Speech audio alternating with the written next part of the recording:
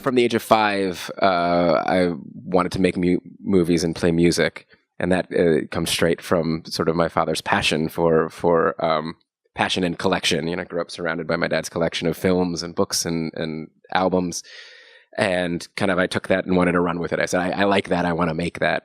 I always knew that art was the end goal, but I also insisted as an undergrad it was very important to me to pursue a liberal arts education. I figured you could learn craft, but what are you going to have to say? What are you going to know about the world? How are you going to infuse it with soul and substance? And on that search for, soul and substance, I was drawn to the comparative study of religion. So I went to Harvard as a religion major.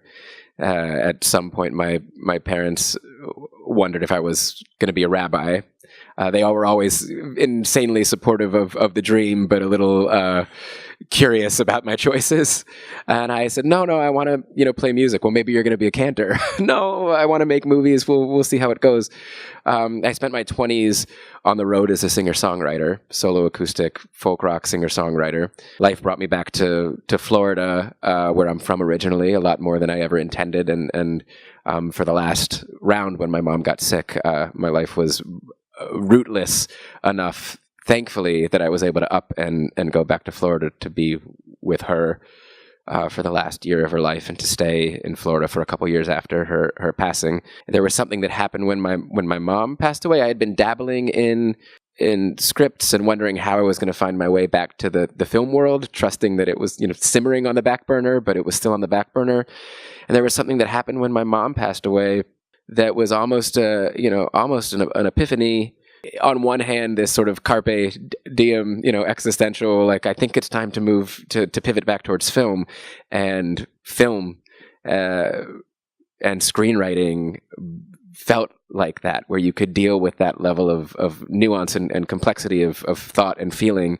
I have a collaborator. At some point, I was a teacher back at my old high school, and I was substitute teaching, and there was a senior, Jason Begay, who's the co-writer on To Dust. Jason would leave the classes where he was a second semester senior, definitely one leg out, and he'd come find where I was subbing, and we'd sit and we'd talk about movies.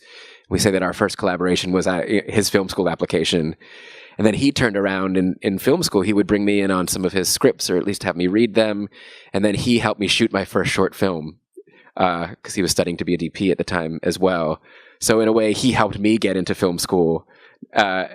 And we've developed over, the course of over a decade, this beautiful collaborative relationship in the shorthand, where we enter each other's worlds and each other's projects. And I went to NYU Graduate Film School. I moved to New York out of Florida. I'd grown kind of stagnant down there. And then this film, right out of film school, kind of started to take off. And I think the beautiful lesson there for me, in terms of this circuitous road, is that this film is so autobiographical and so intensely personal, and only a product of the life that I lived and the things that I went through, from the fascination with religion and my own spiritual explorations, the grief of the loss of my mom, which was paradigm shifting, in my 20s. And even the fact that Shmuel ended up a cantor and not a rabbi, I believe has to do with sort of my musical past as well. And the opportunity to go back to sort of those earliest films and those genre influences that I had from when I was 5, the Tim Burton nature of the decomposing toe, and being able to fold in genre and have meld all these things, is only a product of the roundabout road.